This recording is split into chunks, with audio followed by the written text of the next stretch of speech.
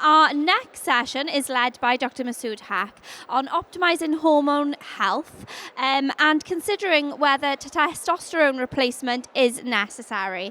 So Dr Haq is a consultant in endocrinology, diabetes and metabolism with expertise in HRT and menopause. If you'd like a bit of better sound quality, then the headphones are there for you to use.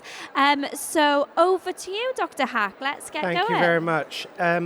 Does everyone want to put their headphones on so they can actually hear me okay? Can everyone hear me? Yeah? Excellent. Thank you so much. So, let me just go back again. So, the title of my talk is Optimising Hormone Health, specifically testosterone replacement in menopause. Very topical subject. So, I'm going to do an overview of this subject and how testosterone treatment potentially can benefit your patients. Okay, so let's start off with just talking about what is testosterone. Now, testosterone is a sex hormone. It's produced by both men and women. We normally refer to testosterone as a male hormone. I would say there's an element of truth in that, but it's not truly correct, because as you'll see, testosterone is produced in significant amounts in women of reproductive age and actually has a number of significant roles in women. Now, a lot of people don't know this, but women produce testosterone levels which are 3 times the level of estrogen levels. Okay? We really didn't know this until a few years ago. I think menopause treatment is primarily being dominated by estrogen as part of a component in HRT, and it's only now through emerging evidence that we appreciate that testosterone has a significant role to play. Right, I'm sorry about the significant background noise. I'll try and go through this. Okay, so testosterone is produced primarily from 2 main hormone glands. And this is just a very simple picture. So testosterone is produced from your ovaries, but is also produced from the adrenal glands. The adrenal glands sit above your kidneys. The adrenal glands are one of your main hormone glands in your body. They produce steroid hormones such as adrenaline, cortisol, but also produce testosterone. So what's the role of testosterone within the body? Testosterone is required for normal sexual development and function. It is also important for bone and musculoskeletal health and has a significant impact on brain function as well. So let's start off by looking at what changes we expect to see in firstly estrogen and progesterone, and then I'll talk about what changes we see with testosterone. So this is a very simple picture, and I'm just going to take you through this. I don't think my laser pointer works, but I'll just go through this. So if we look at the red line refers to estrogen levels through a woman's lifetime, and in the dashed green line is progesterone. So we can see that in childhood and adolescence and puberty, estrogen and progesterone gradually rise. That's on the left-hand side. Then through the reproductive years here, we can see that estrogen and progesterone levels are reasonably high through the reproductive years. And then when someone goes through the perimenopause, progesterone levels start to decline. And then we can see these big fluctuations in estrogen levels through the perimenopause. Once a woman has hit the menopause, we can see that estrogen and progesterone levels have significantly fallen in comparison to the levels we would expect to see in the reproductive years. And then in the post-menopausal years, we can see that estrogen and progesterone levels are consistently quite low. So what happens to then the testosterone through a woman's lifetime? I mentioned earlier, testosterone levels in a woman are 3 times the level of estrogen levels. And that's depicted in this picture. Testosterone levels by age are in the purple line. The yellow line is estrogen levels, and we can see that on the horizontal axis, this is a timescale according to age. So we can see that during reproductive years, estrogen levels are reasonably high. These levels are depicted in picograms per mil. And then once a woman starts hitting the perimenopause and menopause, those estrogen levels fall. And we can see that testosterone levels peak around the mid-20s and then start to fall from 25 years onwards. There's not a sudden drop in testosterone levels with the menopause.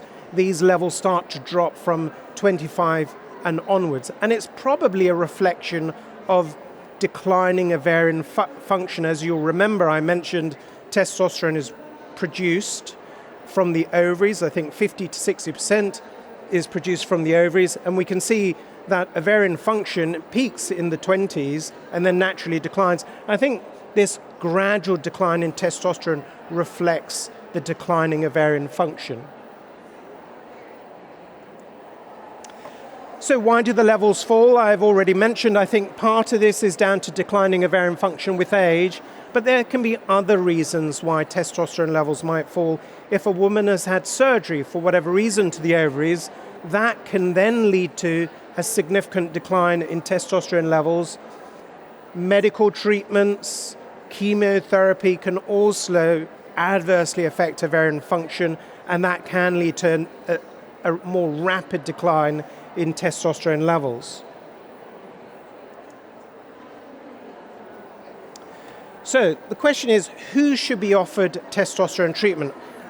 Now, the British Menopause Society, which is the authority of giving very good evidence-based recommendations on hormonal treatment for women, recommends that testosterone treatment should be offered for women with persistent low sex desire. So this is described as a disorder as hypoactive sexual desire disorder, or HSDD for short.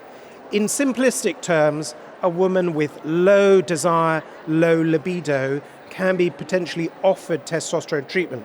Now, that seems like a very limited indication because earlier I mentioned testosterone can affect a whole host of things.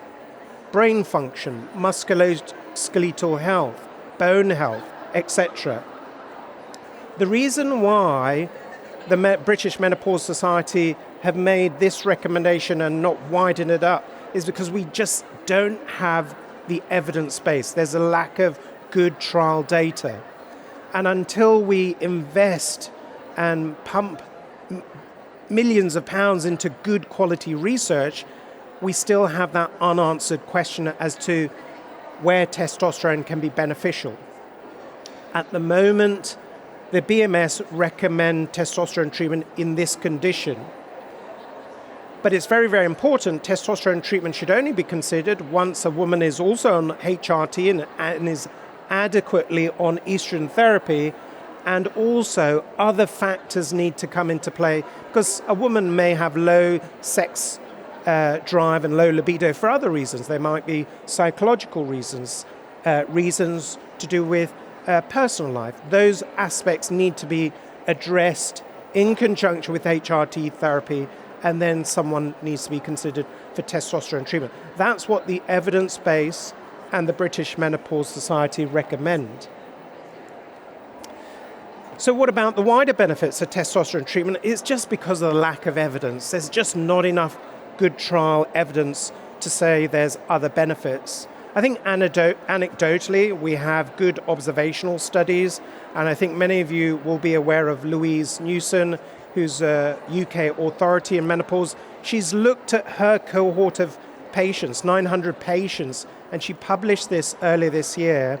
From the 900 patients that she's got who are on testosterone treatment and HRT, about 30-35% of patients had benefits with mood, cognition, musculoskeletal health, etc. So there are potential benefits in treating your patients, but we need more research trial data. So what are the options? It's really disappointing in the UK. We just don't have any UK licensed treatments for women who need testosterone treatment. That's not the case for men, unfortunately. I've been treating testosterone deficiency in men for 25 years, and we have a number of licensed preparations. We have a whole body of evidence and trial data.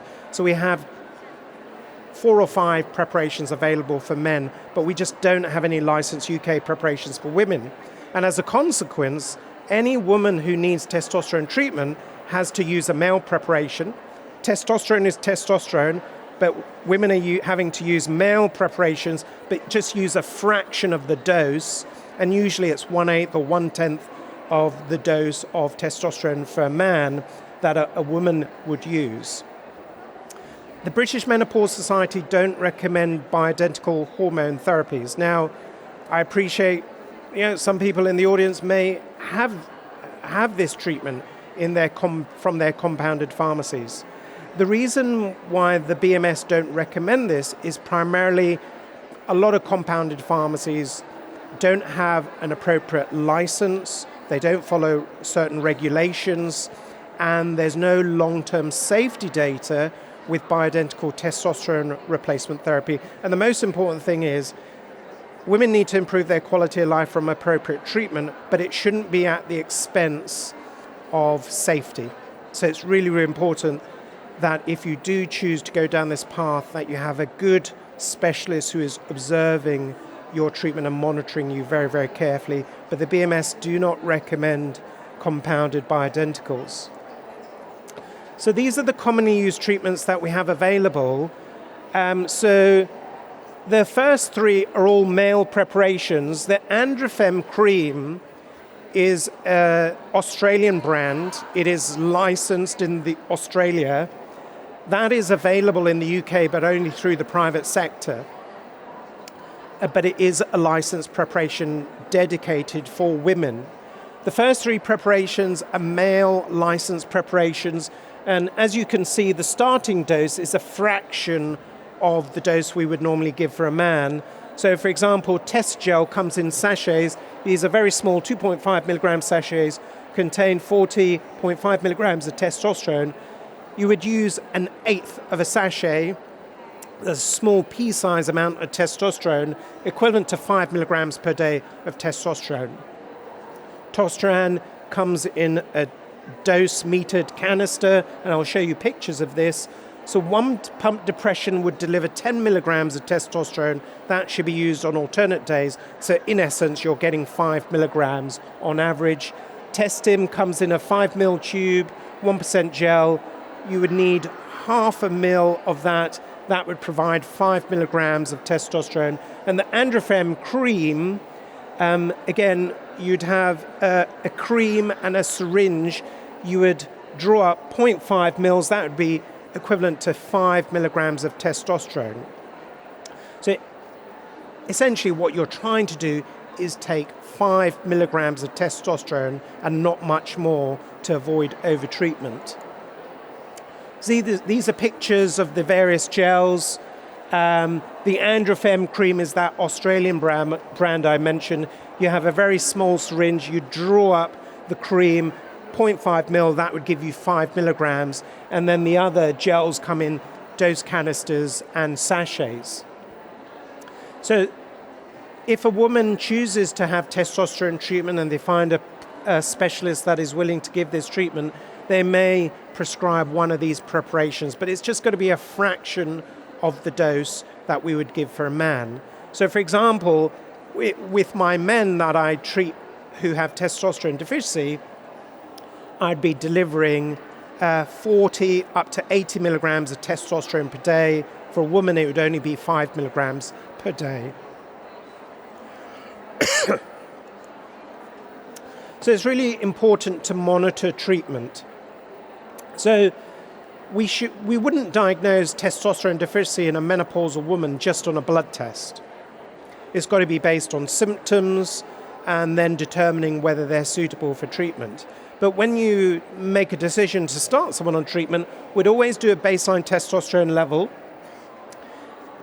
Reference ranges vary from lab to tab, but approximately a female normal range would be less than 2 or less than 2.5 nanomoles per liter. You do a baseline level before starting treatment, and then you would check your testosterone level in your patient at 3 months and then every 6 to 12 months thereafter, and you'd be assessing response.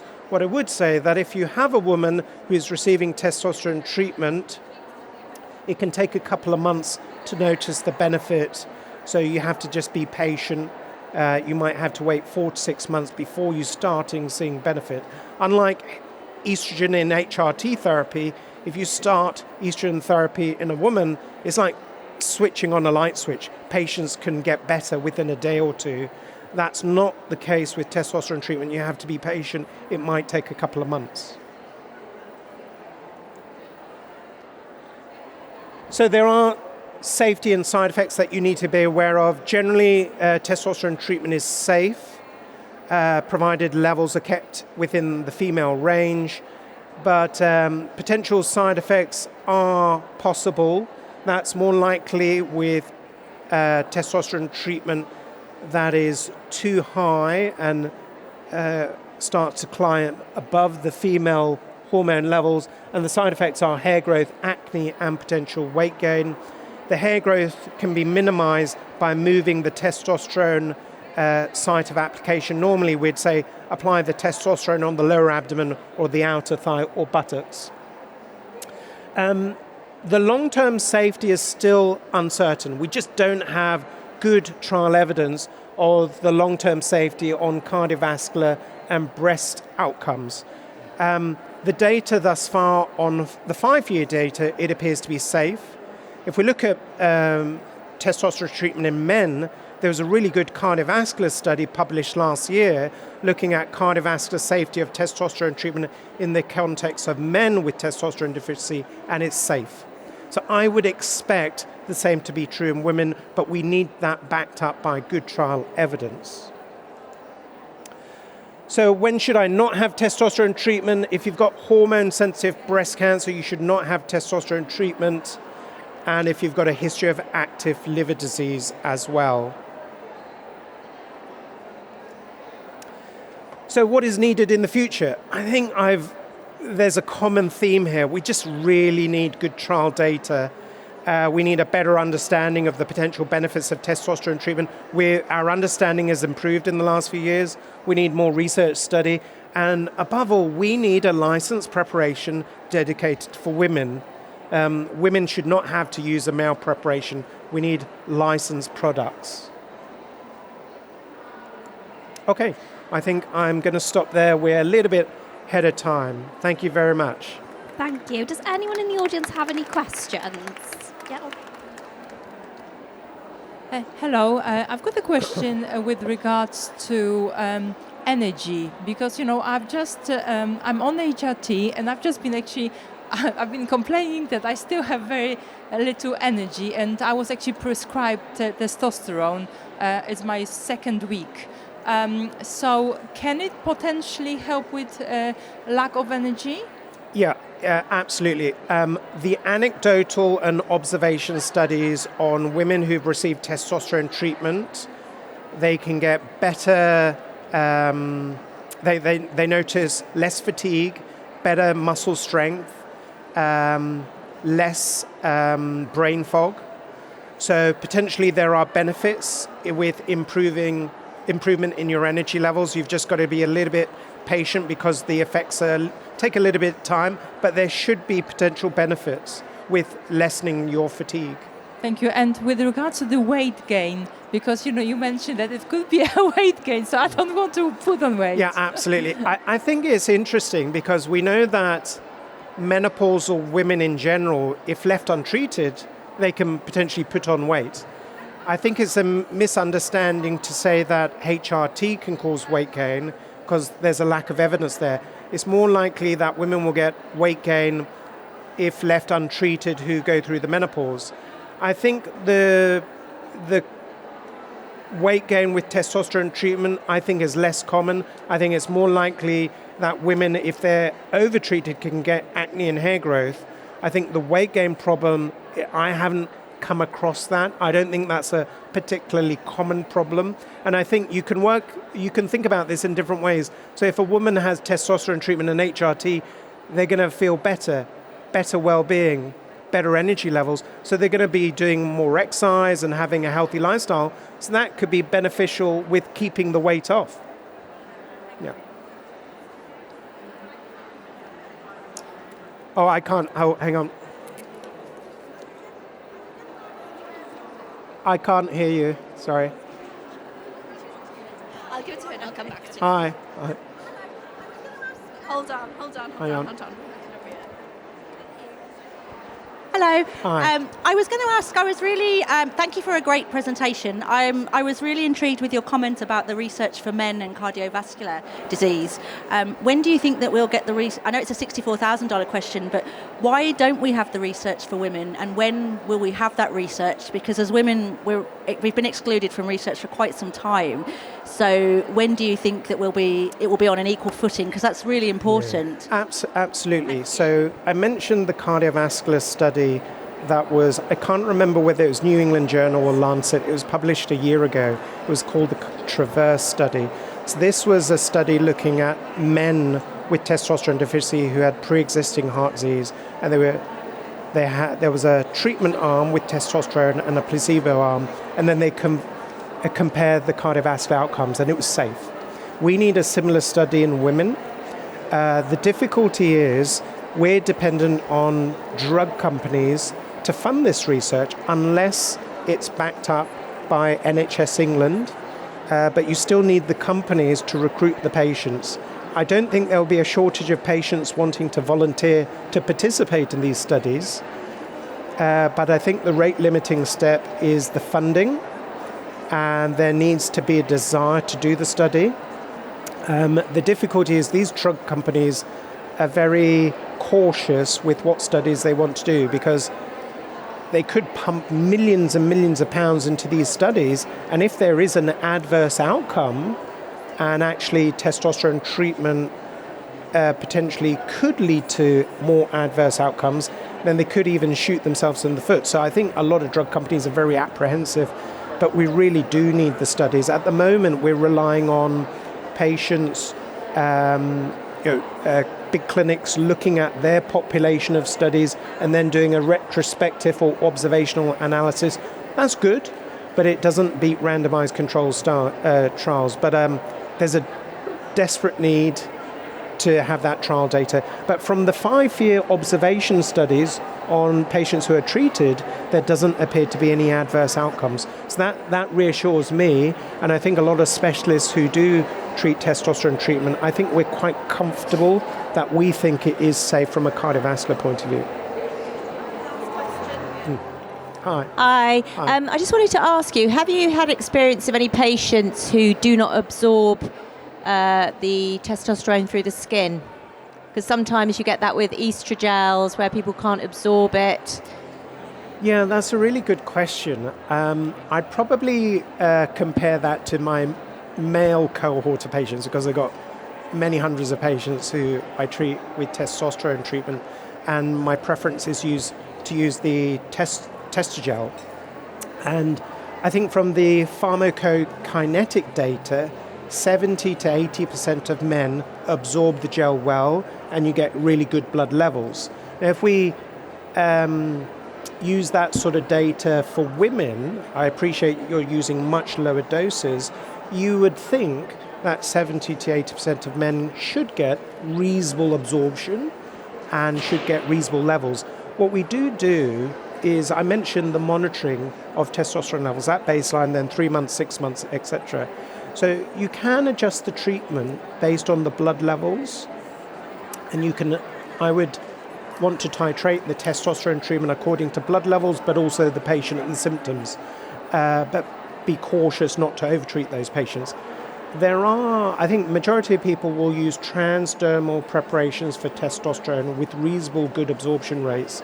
There is a US preparation, but that has to be imported. It's a pellet preparation of testosterone treatment, slow release.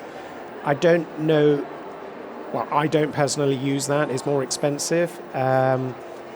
That is an alternative. We wouldn't recommend oral preparations of testosterone, because you're actually absorbing that through the gut, and then that will be metabolized in the liver.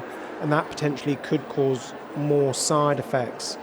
So I think going back to your question, I think majority of women should absorb the testosterone reasonably well transdermally, and then you can adjust the treatment according to that. But I would be loath to tend to use oral preparations because of potential side effects.